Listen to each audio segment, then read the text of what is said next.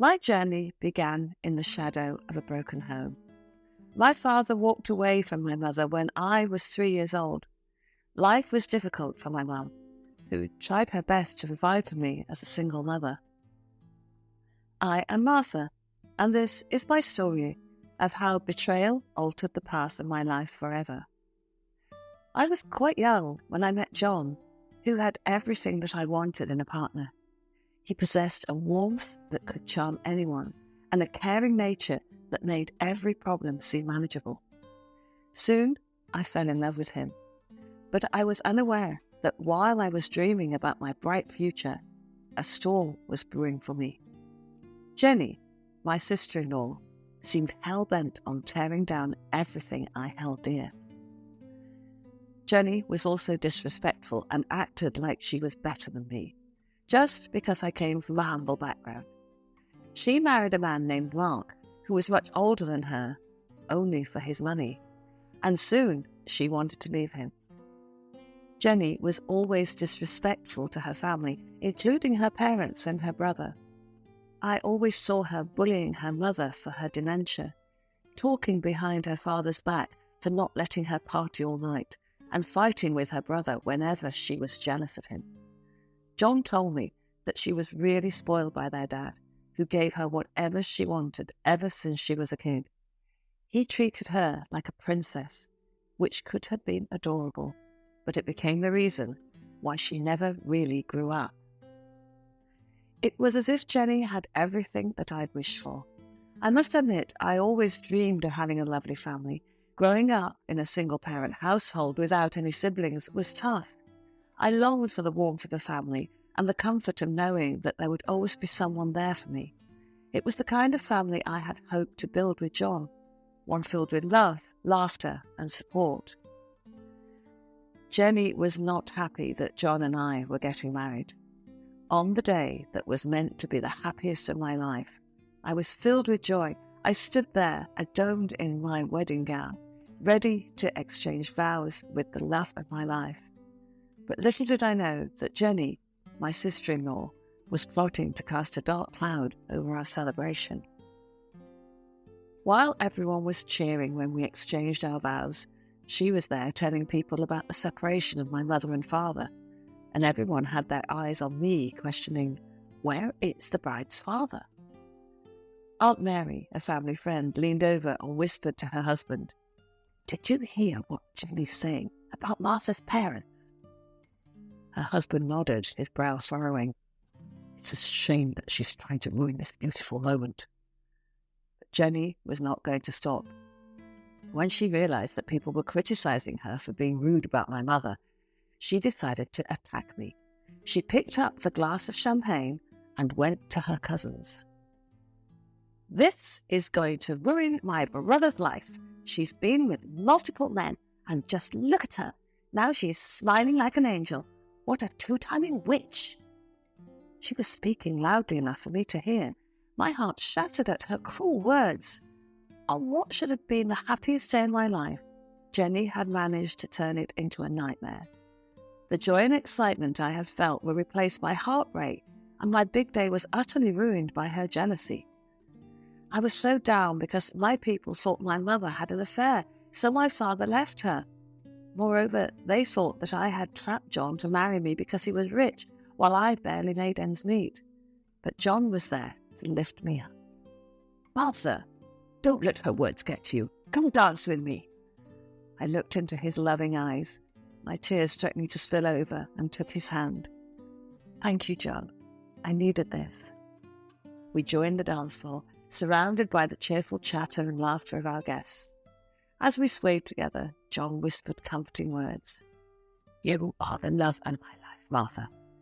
What she says doesn't matter. We'll get through this together." "I love you, John." "I love you too, darling." John's actions indirectly signaled Jenny that he was on my side, but she didn't stop there.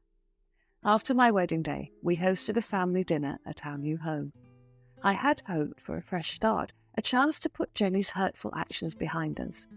But as the family gathered around the dinner table, it became apparent that Jenny wasn't finished with her campaign of cruelty. With her usual arrogance, she couldn't resist one more jab at me. You know, it's just so hard for me to sit down and dine with someone from a single-parent household. Her words cut through the room like a sharp knife, and an uncomfortable silence fell over the table. I felt a lump in my throat. My appetite vanished as I struggled to hold back tears. John shot Jenny a stern look. Jenny, that's enough. This is our home, and Martha is my wife. We won't tolerate any disrespect here. Jenny's hurtful comment felt like a dagger through my heart, but I tried my best to maintain my composure. I forced a weak smile and looked at John, who was behaving like a gentleman. However, my sister-in-law seemed offended and upset. She immediately got up, left the table, and went straight to her room. Her husband excused himself and ran after her as if she was the victim here. After that, everyone was trying to act normal. The atmosphere still was tense. I was so stressed due to Jenny's behaviour that I accidentally dropped some soup on my dress. I excused myself and went to the bathroom. As I passed by Jenny's room, I couldn't help but overhear a heated argument coming from within. Mark, I can't believe you're being so stingy with the money. We should be enjoying the finer things in life. I want a trip more luxurious than John and Martha could have. Jenny, we need to be responsible with our finances. I can't keep spending recklessly. The tension in their voices was palpable, but I couldn't help but pause for a moment, curious about what else I might overhear. And don't even get me started on our intimacy, Mark. I'm just not satisfied anymore. I'm trying, Jenny. We're just at different stages in our lives. So why don't you satisfy me with your money? The intimate details of their argument left me feeling uncomfortable, and I continued on my way to the bathroom, silently hoping that the turbulence in their marriage wouldn't spill over into our family gathering. Moments later, John came to check on me. I told him about what I heard. John let out a chuckle. Surprisingly. Well, that's not really news. Jenny's always been a bit like that. She's upset about something, and then she takes it out on others. Don't let it get to you too much. I felt a sense of relief wash over me, grateful that my better half was standing by my side. It was reassuring that he wasn't taking Jenny's harsh words too seriously either. John leaned back on the bed, his gaze fixed on the ceiling. You know, Jenny's jealousy goes way back. She wanted to kill me when we were kids because she couldn't stand me getting all the attention from our parents. I couldn't help but chuckle at the absurdity of the situation. Seriously? Yeah, I remember one time she tried to push me off the swing when we were at the park. Mum and Dad had to intervene before things got out of hand. However, he jumped up suddenly. Martha, have you packed our bags for our honeymoon tomorrow? I blinked, a bit surprised by his sudden urgency, and then couldn't help but laugh at his eagerness. Not yet, but I can't wait to start packing. It's going to be an incredible trip.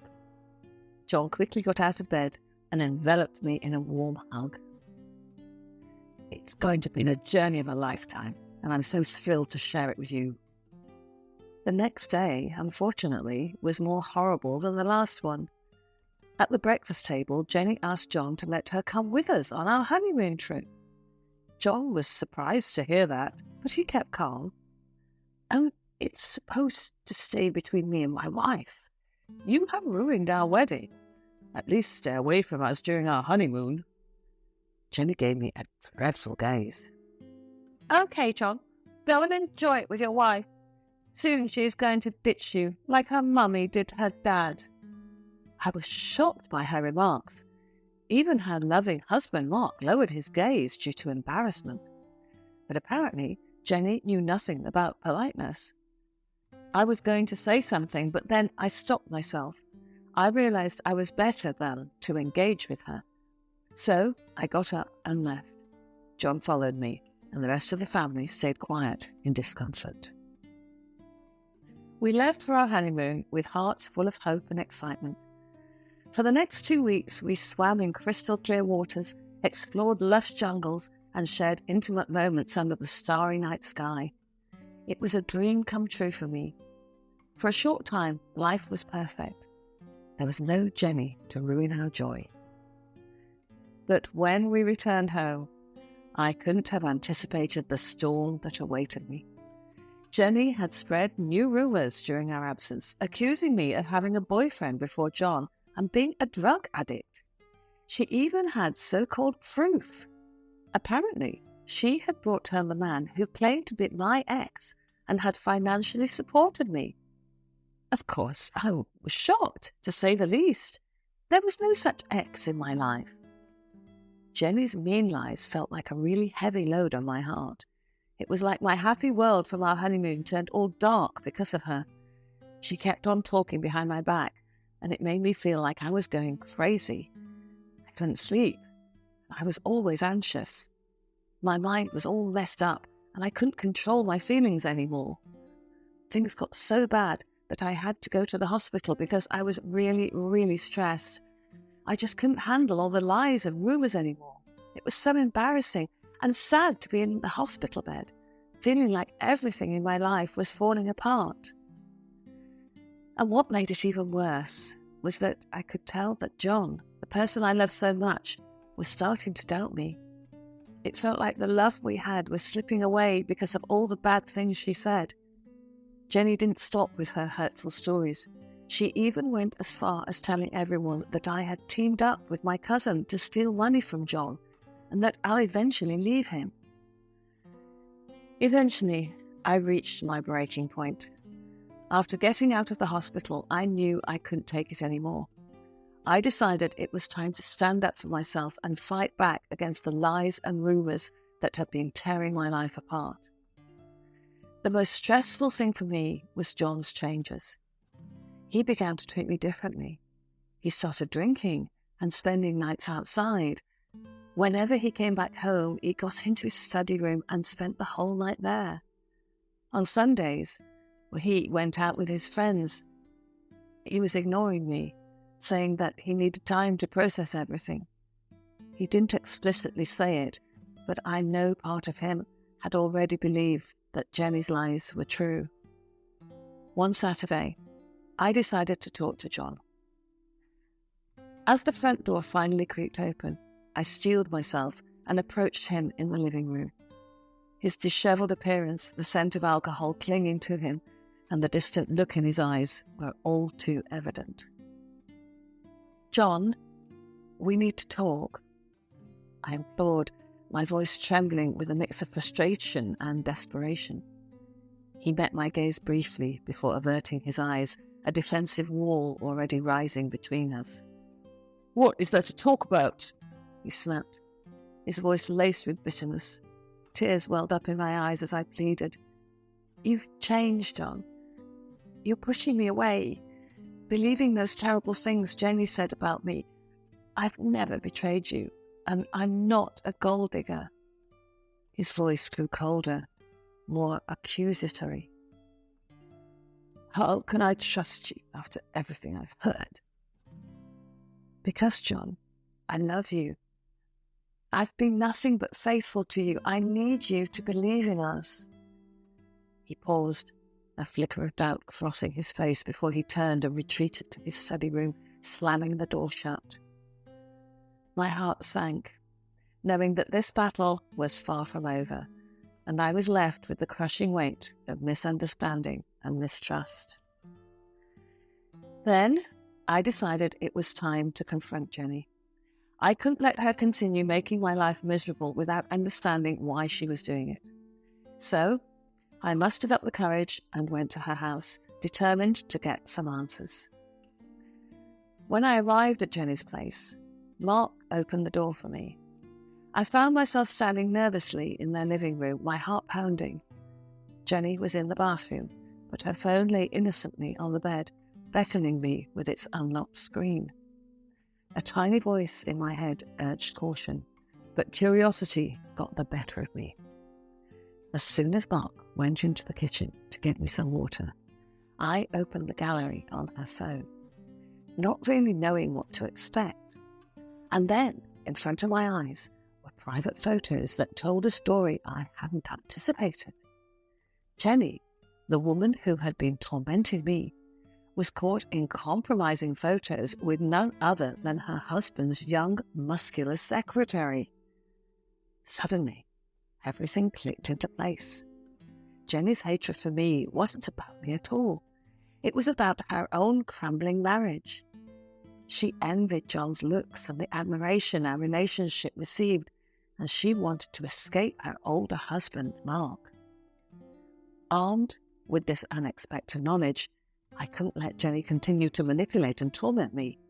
It was time to expose her for who she truly was. I quickly took a screenshot on Jenny's phone, sent it to myself, and deleted it from her phone. Then, I put her phone back in its place. Moments later, I excused myself and went home, leaving a confused Mark with a cup of water in his hands. So, I gathered my evidence and prepared for a showdown. Mark deserved to know the truth about his unfaithful wife. That weekend, I hosted a small gathering with all of our friends and family. Of course, Jenny and Mark were invited. In the middle of the meal, I checked my phone and pretended to be shocked. Then I looked at Jenny and asked her, "Jenny, what did you just send me?" Everyone turned their attention to me. I turned my screen to them, revealing the photo for everyone to see. Jenny's face turned ashen as she finally understood what was happening. "Jenny, care to explain these photos? Did you just accidentally airdrop these photos to me?" "Wait, what? I can explain. It's not what it looks like." She turned to Mark and started to whimper. Mark snatched the phone out of my hands and stared at it for the longest time. Mark, please listen. I don't know what it's there." "Jenny, how could you do this to me? With my own secretary?" "Mark, it was a mistake, a terrible mistake. I didn't mean for it to happen." Now Mark was red with anger. He called his secretary on the phone to make everything clear. The whole family was there to witness, but no one dared to say anything. To my surprise, it wasn't long before the truth spilled out. "I had no choice. She threatened to ruin my career if I didn't comply. It's all true. She had me trapped, but I can't lie anymore." Mark's anger simmered, and he decided that he'd had enough of the lies and betrayal. "That's it, Jenny. I want a divorce. I can't be with someone who would stoop so low." Mark immediately left the family gathering. One by one, people began to leave too, while Jenny started going hysterical. She begged for everyone's forgiveness, and when she saw that nobody was buying her lies anymore, she turned to me. She suddenly charged at me, trying to grab me by my hair while screaming, "You freaky witch! You planned this! You did this to me!" Of course, John didn't wait 1 second to get her away from me. It was really hectic, but thanks to him, I was safe. He had to physically remove her from our home and eventually call the police on her. The aftermath was ugly. The secretary was no longer under Jenny's control and confirmed the truth with some call recordings in which she blackmailed him. Everything came together and sealed Jenny's fate. Now it was John's turn to see her true colours. He finally left her a voice message. "I can't have a sister who is such a cheater and a liar. I am cutting all my ties with you. Goodbye." He hugged me right there, and both of us were in tears. He held my hand and apologised to me. As the dust settled, I couldn't help but feel a strange sense of peace. In the end, it wasn't just me who benefited from the truth coming to light. It was Mark, who can now move on from a toxic marriage. And it was John and his family who could finally see Jenny for who she really was. What did you think about my story? Would you have done the same? Let me know in the comment section.